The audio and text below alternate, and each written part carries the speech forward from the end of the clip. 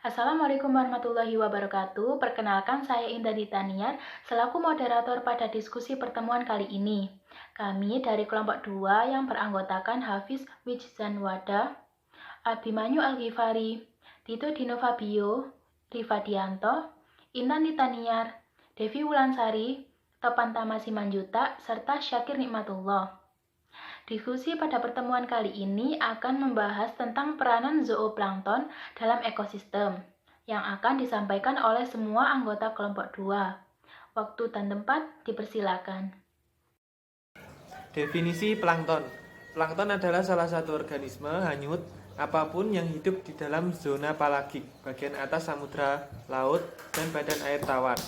Plankton berasal dari bahasa Yunani yaitu planktos, yang berarti pengembara atau penghanyut. Plankton tersebut merupakan organisme kecil mikroskopik yang jumlahnya sangat banyak dan mereka tidak cukup kuat menahan gerakan air yang sangat begitu besar. Plankton tersusun dari sisa-sisa makhluk hidup, baik hewan maupun tumbuhan air. Sebagian besar plankton hidup di pesisir pantai karena suplai kehidupan mereka yaitu mineral garam dan cahaya matahari yang melimpah. Plankton sendiri dibagi menjadi dua, yaitu fitoplankton golongan tumbuhan dan zooplankton golongan hewan. Definisi zooplankton. Zooplankton adalah plankton heterotrofik. Plankton adalah organisme yang ada di lautan dan permukaan air tawar.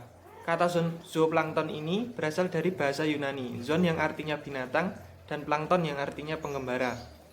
Zooplankton merupakan produsen sekunder sehingga penting dalam sebuah jaring-jaring makanan di suatu perairan. Zooplankton memangsa fitoplankton, di mana fitoplankton itu sendiri memanfaatkan nutrien melalui proses cahaya matahari atau yang disebut biasa fotosintesis. Pada proses selanjutnya, zooplankton merupakan makanan alami bagi larva ikan dan mampu mengantarkan energi ke jenjang tropik yang lebih tinggi. Klasifikasi. Kebanyakan zooplankton bersifat holoplankton. Terdapat 11 jenis filum zooplankton yaitu Protozoa, Cnidaria, Xenophora, Namertea, Aselminthus, Mollusca, Annelida, Arthropoda, Sectonata, Echinodermata, Chordata menurut Omori pada tahun 1984. Karakteristik zooplankton adalah memiliki alat gerak walaupun pergerakannya dipengaruhi arus seperti flagel, silia, pseudopodia, sampai kaki yang sebenarnya. Macam-macam filum zooplankton. 1. Filum protozoa. Protozoa merupakan tingkat organisme tingkat plasma. Berdasarkan alat geraknya yang sering dijumpai dalam pengamatan plankton adalah dari kelompok Foraminifera, Radiolaria, Sarcodina, Ciliata, dan Tintinida. Terdiri dari beberapa kelas antara lain kelas Mastiogopora atau Flagellata, kelas Sarcodinea. 2. Filum Scidaria atau Coelenterata, planktonik karnivor yang menangkap mangsanya dengan tentakel di sekeliling mulut yang bersengat atau nematosik, biasanya dinamakan jellyfish. Coelenterata terdiri dari dua bentuk tubuh, yaitu polip dan meosa, terdiri dari beberapa kelas antara lain kelas Hydrozoa, Scyphozoa, dan Anthozoa. 3. Filum Stenophora, dikenal dengan nama cum jelly, bentuk menyerupai Coelenterata, dibedakan karena memiliki silia sebagai alat gerak. 4. Filum Nemertea. Nemertea adalah filum dari hewan invertebrata dengan mayoritas spesiesnya hidup di daerah laut. Filum ini tidak bersegmen dan berukuran panjang serta tipis. 5. Filum Aselminthus atau Nematoda. Aselminthus mengandung koleksi heterogen berbagai hewan. Oleh karena itu, telah dibedakan secara berbeda oleh banyak ahli zoologi. Klasifikasi Aselminthus ini didasarkan dan modifikasi dari L.H. Heyman pada tahun 1951. 6. Filum Mollusca. Walaupun pada umumnya merupakan hewan yang mempunyai ukuran besar pada waktu dewasa, tetapi pada waktu larva merupakan bersifat plankton.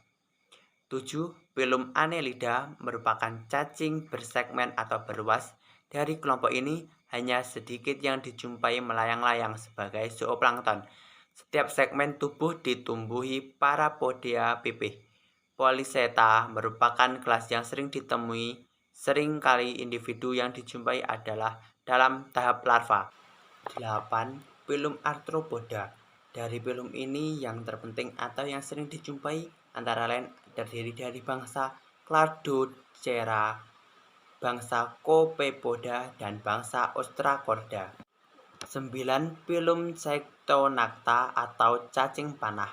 Sectonata dikenal dengan sebutan arrowworm atau cacing panah karena bentuknya yang anak panah, atau disebut juga cacing kaca karena putih transparan. Kebanyakan hidup sebagai plankton laut tropis. Banyak di antaranya terbatas di daerah pantai. 10. Filum Echinodermata. Echinodermata dinamakan demikian karena kulit berduri mereka. Dari bahasa Yunani, echinos yang berarti duri dan dermos yang berarti kulit. Filum ini adalah kumpulan sekitar 7.000 spesies hidup yang dijelaskan. Echinodermata adalah organisme laut secara eksklusif. Dan yang terakhir adalah nomor 11, yaitu filum Chordata. Filum Chordata adalah salah satu filum yang termasuk dalam kerajaan Animalia. Chordates ini memiliki struktur seperti batang fleksibel yang berbentuk dari bahan yang mirip dengan tulang rawan yang dikenal sebagai notochord. Menurutnya Bakken, sifat fisik kimia perairan sangat penting dalam ekologi, yaitu terdapat beberapa faktor di antaranya. Yang pertama ada temperatur. Menurut Krebs, dikatakan bahwa kenaikan temperatur di atas kisaran toleransi organisme dapat meningkatkan laju metabolisme. Batas toleransi hewan plankton terhadap temperatur tergantung dari spesiesnya. Umumnya 30 derajat Celcius dapat menekan pertumbuhan zooplankton di air. Kemudian ada kecepatan arus. Secara umum, kepadatan plankton akan berkurang drastis pada kecepatan arus kurang dari 1 meter per detik, meskipun terdapat beberapa pengecualian seperti yang ditemukan oleh Warwick tahun 1962. Yang ketiga adalah BOD.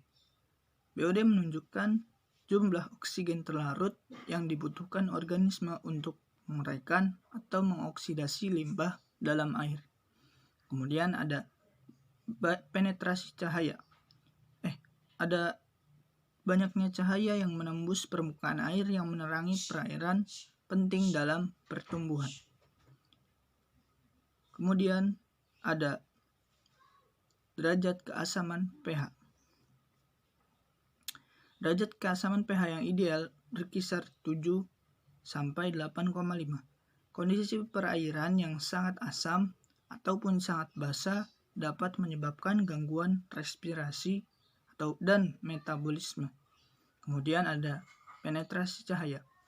Penetrasi cahaya yang ditentukan oleh warna perairan. Kekeruhan yang tinggi dapat membatasi fotosintesis dan produktivitas air. Dan yang terakhir ada nitrat dan fosfat, berfungsi sebagai sumber zat hara bagi organisme autotrof. Reproduksi dan ciri-ciri filum. 1. Filum Protozoa. Ciri-ciri: organisme uniseluler atau bersel tunggal, eukariotik atau memiliki membran nukleus, umumnya tidak dapat membuat makanan sendiri atau heterotrof. Alat gerak berupa pseudopodia, silia, atau flagella. Bereproduksi secara aseksual, yakni pembelahan biner, sedangkan secara seksual, yakni dengan cara konjungsi. 2. Filum Cnidaria atau Coleanthera. Ciri-ciri: tubuhnya berbentuk simetri radial dan terdiri dari 2 lapisan jaringan atau diploplastik, menggunakan rongga tubuh sebagai tempat pencernaan makanan, pengedar sari makanan, dan pengeluaran makanan. Mempunyai tentakel disertai zat beracun atau kinodoblas. Proses reproduksi secara aseksual dilakukan dengan cara bertunas atau budding, sedangkan secara aseksual terjadi pada bentuk polip, terjadi pada medusa dewasa yang sudah menghasilkan sperma dan sel telur.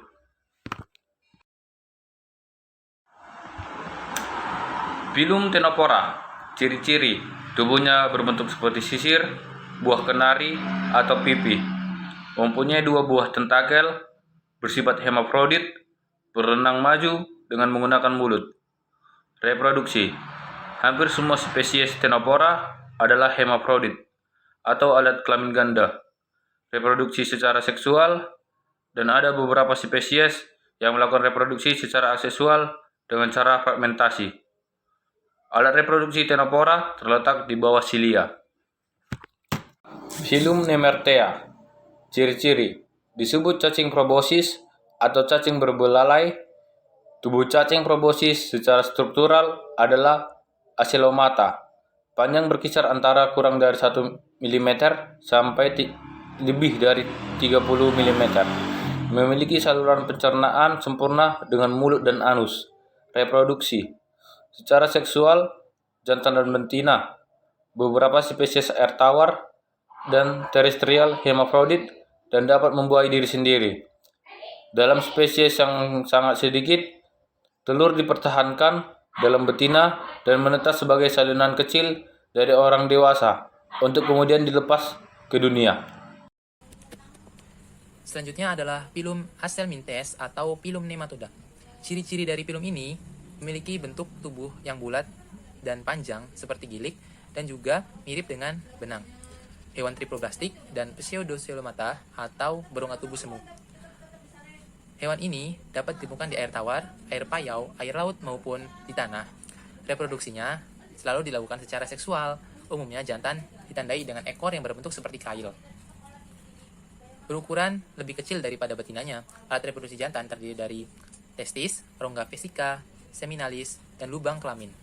Kemudian alat reproduksi dari betinanya terdiri dari ovarium, reseptakulum seminalis, vagina, uterus, dan juga pulpa. Yang selanjutnya adalah Pilum mollusca, memiliki ciri-ciri hewan invertebrata atau hewan yang tidak mempunyai tulang belakang dan juga organ ereksi berupa nefrida. Reproduksinya dengan cara hermafrodit, yaitu memiliki alat kelamin jantan dan juga alat kelamin betina dalam satu individu atau berumah satu. Tetapi ada juga yang berumah 2, oleh sebab itu cara reproduksinya dengan cara fertilisasi internal. Berikutnya ada Pilum Amelida.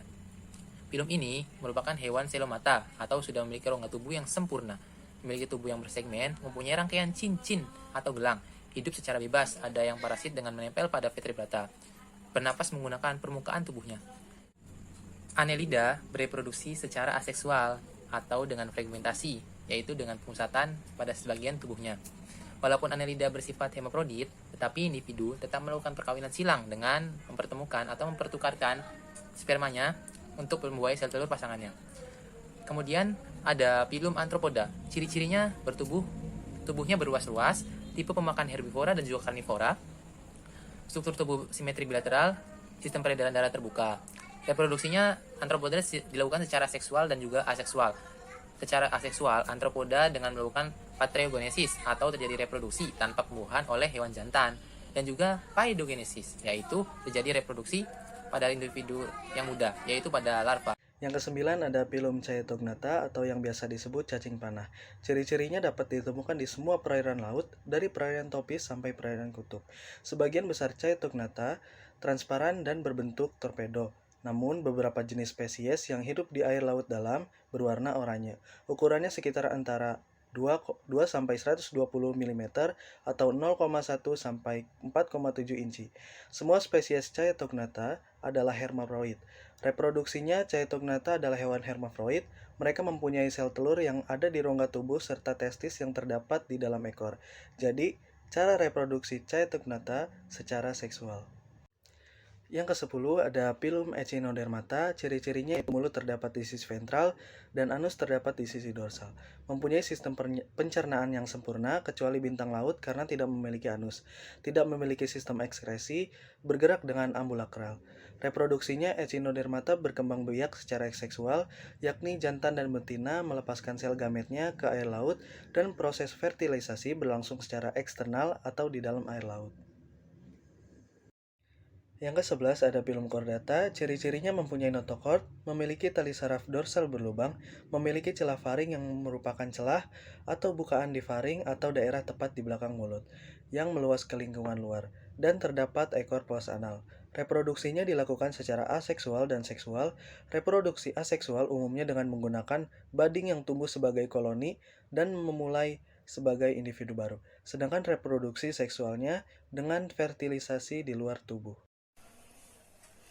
Habitat zooplankton. Zooplankton dapat ditemui mulai dari perairan pantai, perairan estuaria, muara sungai, danau, laut dalam, sampai di perairan samudra, dari wilayah perairan tropis hingga subtropis. Zooplankton dapat ditemukan pada semua kedalaman air karena mereka memiliki kemampuan bergerak meskipun sangat lemah, sehingga dapat membantu zooplankton untuk bergerak naik turun dipengaruhi oleh arus air. Manfaat zooplankton. Zooplankton memiliki peranan yang penting di perairan, terutama dalam rantai makanan. Organisme ini merupakan konsumen satu yang berperan besar dalam menjembatani transfer energi dari produsen primer atau fitoplankton ke jasad hidup yang berada pada tropik level lebih tinggi, yaitu golongan ikan dan udang. Selain itu, plankton termasuk zooplankton dapat digunakan sebagai bahan kajian untuk mengetahui kualitas dan kesuburan suatu perairan yang sangat diperlukan untuk mendukung pemanfaatan sumber daya pesisir dan laut. Terdapat hubungan positif antara kelimpahan plankton dengan produktivitas perairan.